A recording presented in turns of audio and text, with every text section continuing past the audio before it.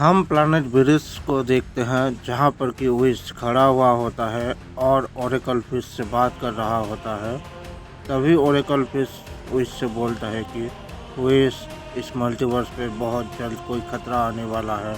Wish Oracle fish से पूछने वाला होता ही है कि खतरे के बारे में। हम देखते हैं वहाँ पर एक पोर्टल खुलता है जिससे कि जेनो का गार्ड बाहर निकलता है। जेनो के गार्ड को देखकर विश पूछता है कि गार्ड, आप यहाँ पर क्या कर रहे हैं। जेनो का गार्ड विश पे बोलता है कि विश, मैं तुम्हें एंजल्स की मीटिंग के लिए बुलाने आया हूँ। इस पे विश पूछता है, पर फादर कहाँ पर है जो आप आए। गार्ड बोलता है, विश, तुम्हें इस बारे में मीटिंग में पता चलेगा। इसके बाद वो एक पोर्टल के जरिए वहाँ से चला जाता है।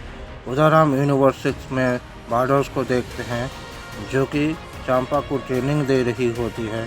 तभी वहाँ पर भी एक पोर्टल खुलता है और वहाँ से गार्ड बाहर निकलता है। गार्ड को देखकर बार्डोस भी बोलती है, गार्ड, आप यहाँ पर क्या कर रहे हैं। जिस पे गार्ड बोलता है, मैं तुम्हें एंजल्स की मीटिंग के लिए बुलाने आया हूँ बार्डोस। अगले ही पल हम देखते हैं कि गार्ड दूसरे यूनिवर्स में चला जाता है। उधर हम यूनिवर्स 11 के मार्गरीटा को देखते हैं जो कि बेलमोट के कहने पर जीरन को ट्रेनिंग दे रही होती है। उधर हम जीरन को भी देखते हैं जो कि मेडिटेशन करके अपने ताकत को बढ़ा रहा होता है। तभी वहाँ पर एक पोर्टल खुलता है और वहाँ से गार्ड बाहर निकलता है। गार्ड बाहर निकल कर बोलता है, मार्गरीटा, मैं तुम्हें एंजल्स की मीटिंग के लिए बुलाने आया हूँ। इतना बोलकर गार्ड बहुत ही तेज़ी के साथ अगले ही पल सभी यूनिवर्सेस में ट्रैवल करके सभी एंजल्स को एंजल की मीटिंग के लिए बुला लेता है। इसके बाद वो ओमनी पैलेस पर वापस आ जाता है और ओमनी किंग जेनोसामा से बोलता है कि जेनोसामा, मैंने सभी के सभी एंजल्स को मीटिंग के लिए बुला दिया है। इस पर जेनोसामा बोलता है, ठीक है गार्ड, अब मीटिंग की तैयारी करो। अगले ही पल हम ओमनी पैलेस के बाहर देखते हैं जहाँ की सभी के सभी एंजल्स आ चुके होते हैं और वो सब ओमनी पैलेस के बाहर ही खड़े हुए होते हैं। तभी गार्ड दरवाज़ा खोल के बोलता है कि एंजल्स, तुम सभी का स्वागत है। हम बार्डोस को देखते हैं जो विश से पूछते हैं कि विश, फादर कहाँ पर हैं। इस पे विश बोलता है, बार्डोस, मुझे भी पता नहीं फादर्स कहाँ पर है, मुझे तो गार्ड्स ने मीटिंग के लिए बुलाने गया था। वो दोनों आपस में बात कर ही रहे होते हैं। वहाँ पर जेनोसामा आ जाते हैं और सभी एंजल्स को बोलते हैं, एंजल्स, तुम सभी का इस मीटिंग में स्वागत है, मैंने एक ख़ास चीज़ बताने के लिए ये मीटिंग रखा है। तभी विश पूछता है, जेनोसामा, फादर कहाँ पर हैं। इस पे जेनोसामा बोलते हैं, विश, मैं इसी बारे में बात करने के लिए इस मीटिंग को मैंने बुलाया है। ग्रैंड प्रीस्ट अब नहीं रहे।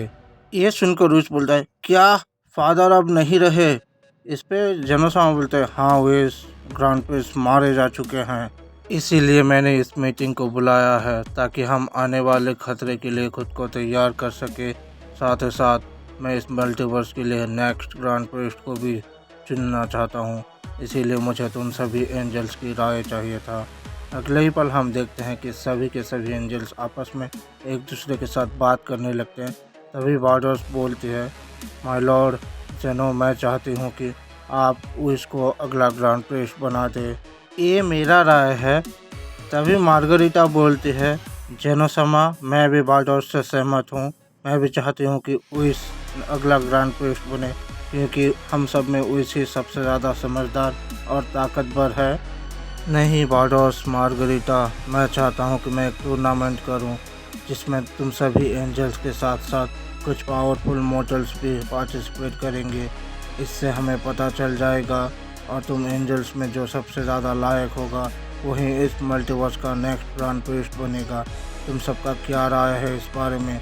इस पर सभी एंजल्स बोलते हैं, माय लॉर्ड, हम आपके साथ सहमत हैं। अगले ही पल जेनोसामा बोलते हैं, ठीक है एंजल्स, ये मीटिंग अब यहीं पर ख़त्म हुआ, तुम सब अब जा सकते हो। जेनोसामा के ऐसे बोलने के तुरंत बाद हम देखते हैं कि सभी के सभी एंजल्स वहाँ से अपने यूनिवर्सेस के लिए निकल जाते हैं।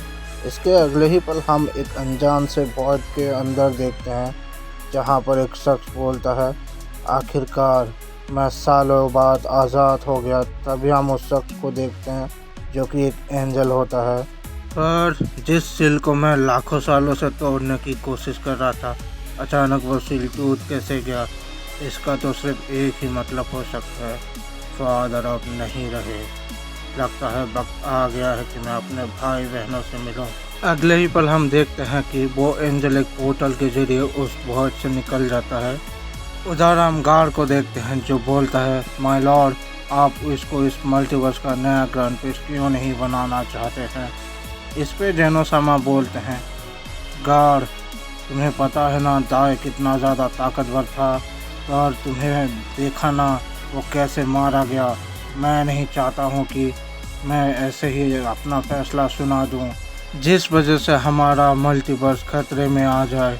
मैं उसी को नया ग्रैंड प्रिंस बनाऊँगा जो उसके लायक होगा। इसके लिए उन सबको अपनी काबिलियत साबित करना होगा आने वाले टूर्नामेंट में।